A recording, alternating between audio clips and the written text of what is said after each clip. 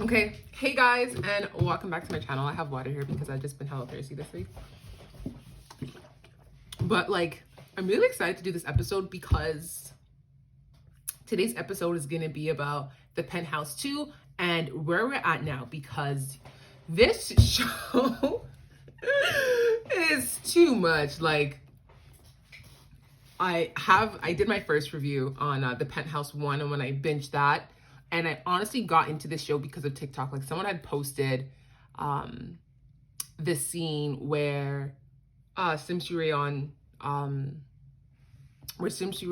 saw Min Sola being pushed off of the patio. And it was, and I think the quote was like, she finally found out that she was her real daughter, but it was too late.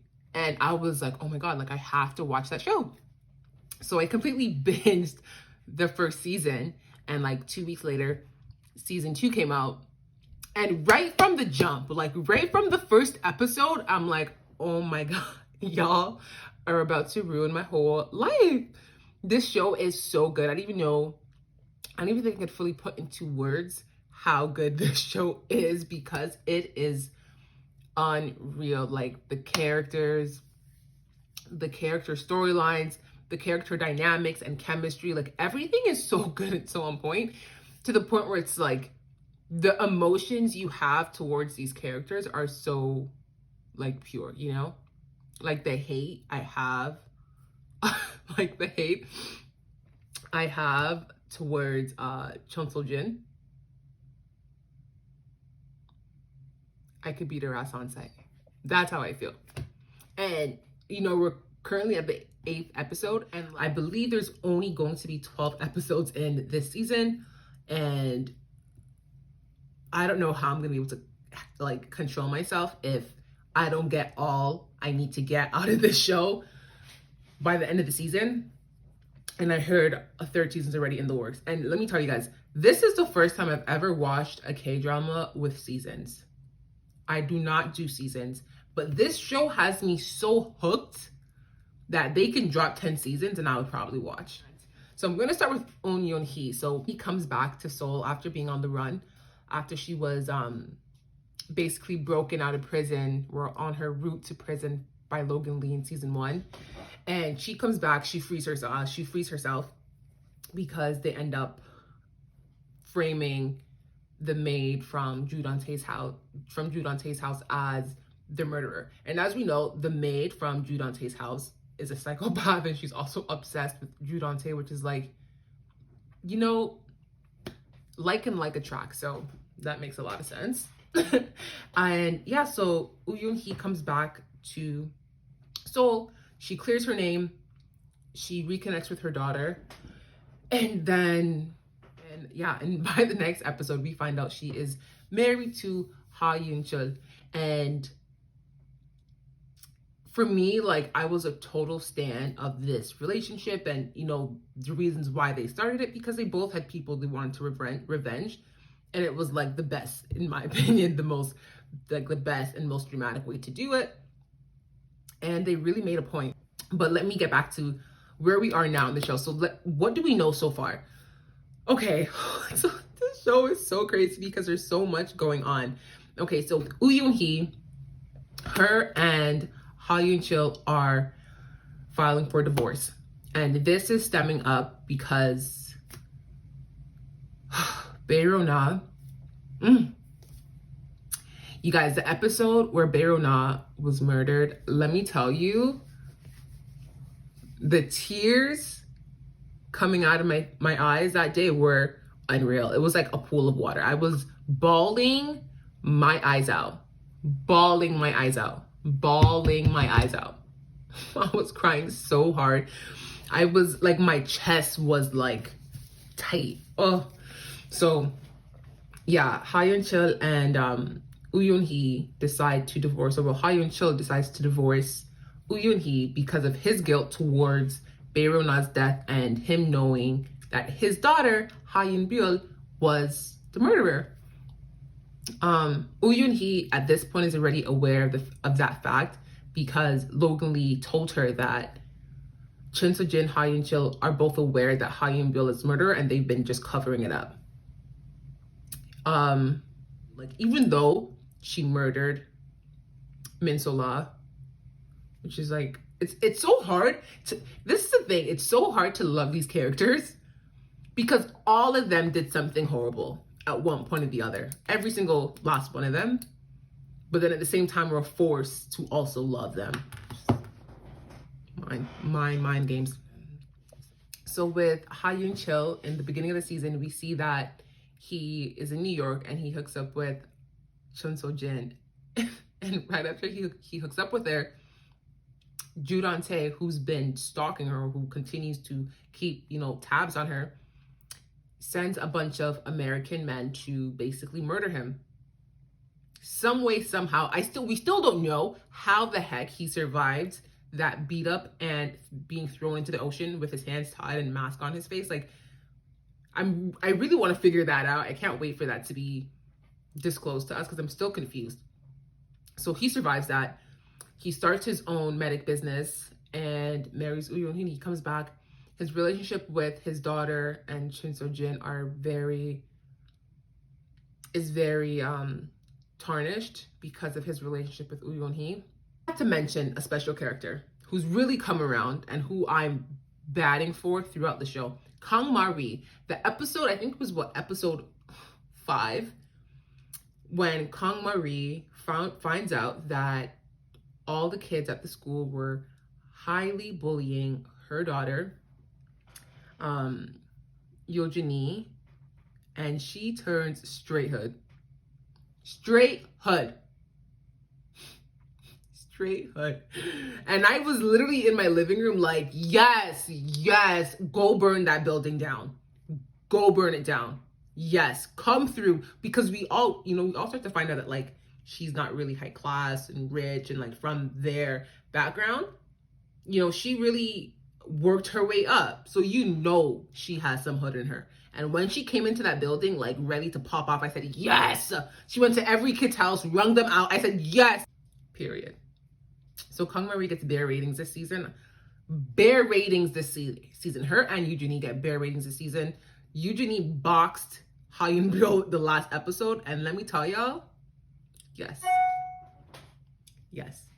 I said yes. I said, give her one more. Give her one more smack because she needs it.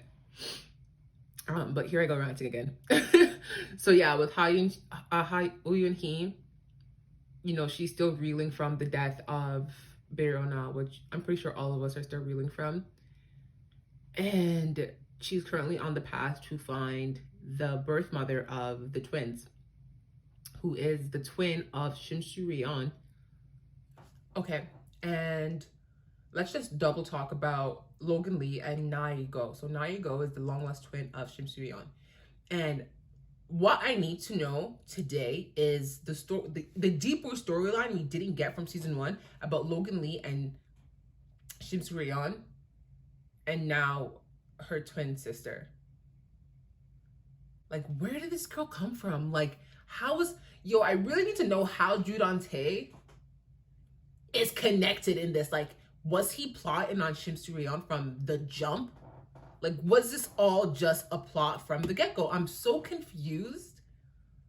This show has my mind reeling right now. So, currently what we know with Chun So Jin. So, Chun So Jin, in the beginning of the season, hires Woo Yoon Hee to be her doppelganger singer, or her ghost singer, while she, has this performance. And Woo Yoon Hee does her thing. Chun So Jin finds out, and we all know she pressed, but, like, good for you. And now she's at a point where she's falling back in love with Ha Yun Chil. Her relationship with Ju Dan Tae is, like, clearly all for business, and her daughter is a psychopath. So her life ain't going so well, and let me tell you, I'm laughing. Laughing, because she deserves it. She's currently being forced to marry Ju Dan Tae. Oh, yeah. Forced to, like, yeah. Lee Kyu-jin and Go Sang-ah. So Lee Kyu-jin is the random lawyer guy. I don't really like his character at all. He's a piece of scum. But he's running to be an assemblyman in Seoul. And he's really just like the little gopher in the show, you know? He's a tattletale for everybody. He's just running around chatting everybody's business with his wife.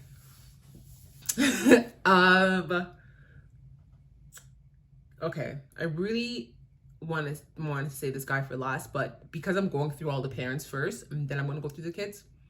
Joo Dong-tae. Joo Dong-tae is the mastermind of this show. And like every episode, it just keeps giving us more intel into how he is the mastermind of the show. Of the first season, he really had his hand in everything. And I was like, yo, this guy really is running everything. Like all the murders, he's a part of that. All the corruption, he's a part of that. All the drama, he's a part of everything. And in the second season, we're finding out why everything he's doing is a part of this master plan. And now we're finding out about Shim Soo-yeon's twin, long lost twin, and the birth mother of the twins, and where that's coming from. Like, y'all, I'm scratching my head right now because throughout this every episode, I sit scratching my head. I'm either crying, laughing, or scratching my head in like that exact order. Crying, laughing, or scratching my head. 85% of the time I'm crying. I'm hella emotional, and this show brings out so many emotions. Yeah. Okay, so now for the kids. I'm going to start with, and this one's going to hurt, Bae Rona.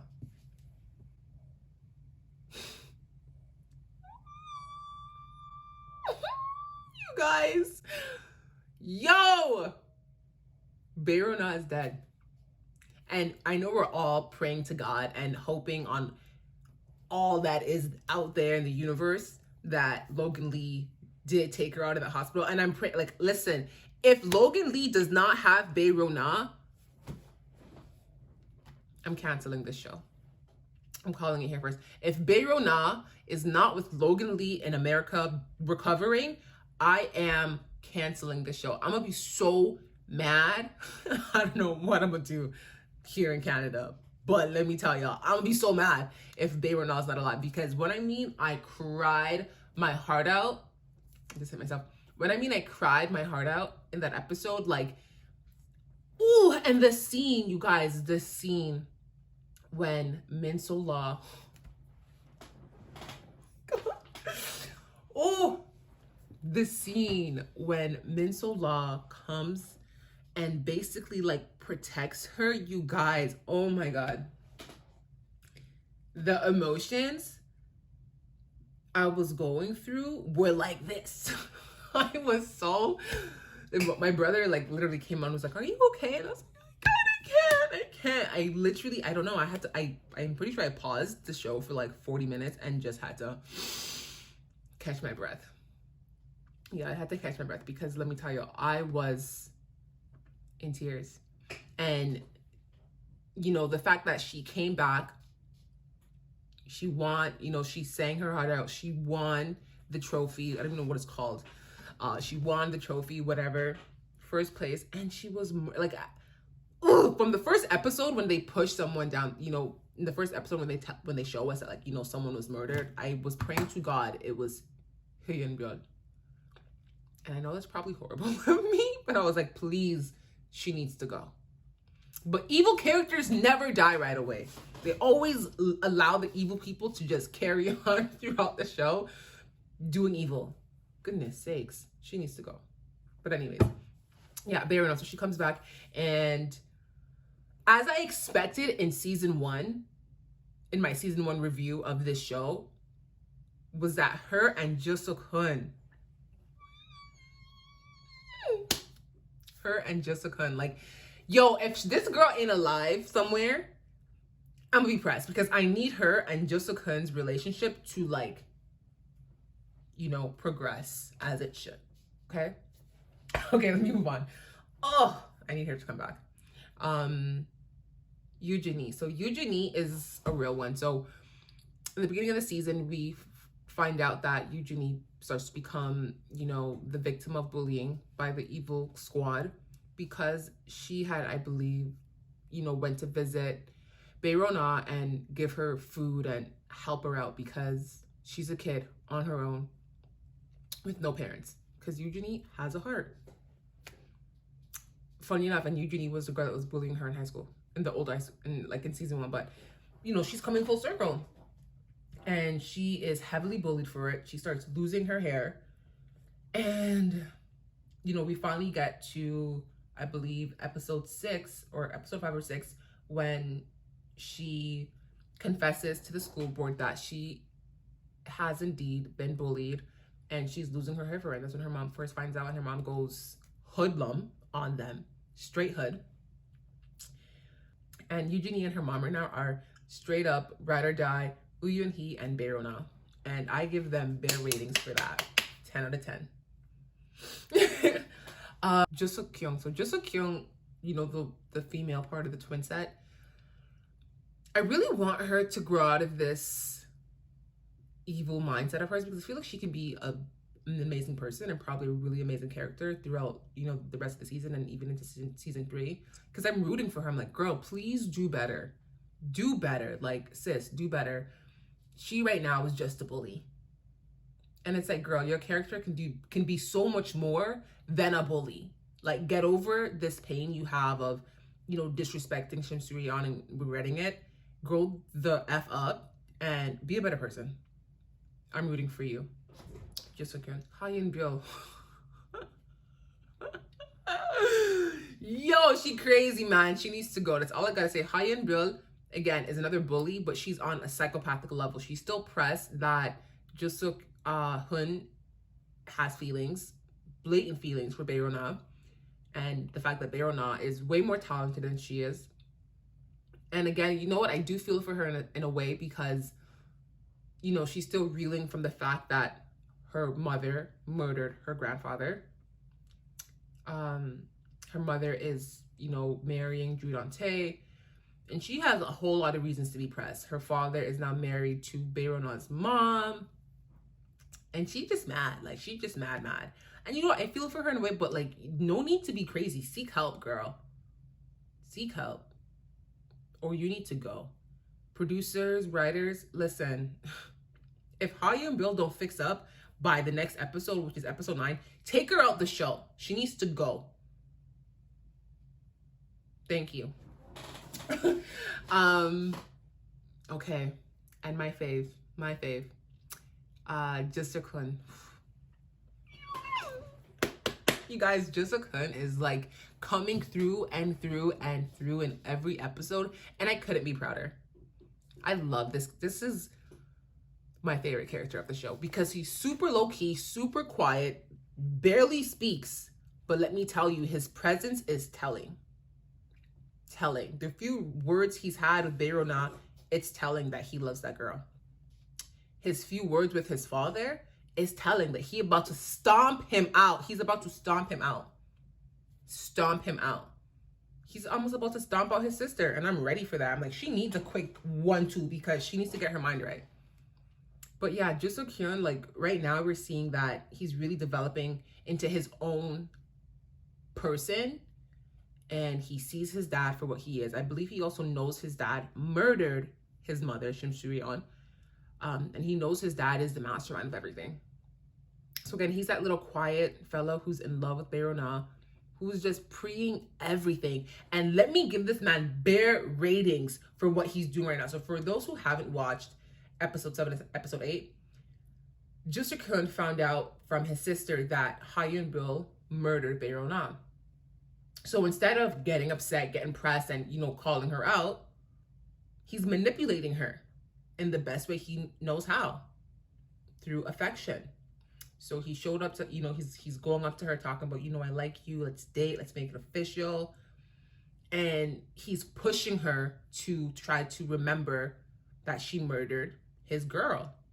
And he wants her, so he's not going to do it well, it's kind of evil, but he's not going to do it the loud way. He's going to do it real quiet and make sure she confesses on her own. And I give him bare ratings for that. Like, bare ratings. He gets so many ratings, you guys. Like, this show is so good. But again, guys, episode 9 and 10 are premiering this week. I believe it premieres on Friday, Saturday, but if you're waiting for subtitles like moi, the subtitles will sync onto Vicky normally 100% by the Saturday, Sunday. So I usually watch both episodes on Sunday night as I, refresh for the upcoming week. But yeah, thank you guys for watching. I know I was ranting, but I really want to just touch base with you guys on where we're at right now with the Penthouse season 2, because this show just has my mind all over the place. I am hella emotional right now. But thanks for watching. I'm literally getting ready for bed, so I'm like in like regular clothes, but you guys, we ready for all that's about to come out right now. And I'm excited because I need answers. So again, thanks for watching. And I'll see you guys maybe middle of next week as I do a review on episode 9 and 10.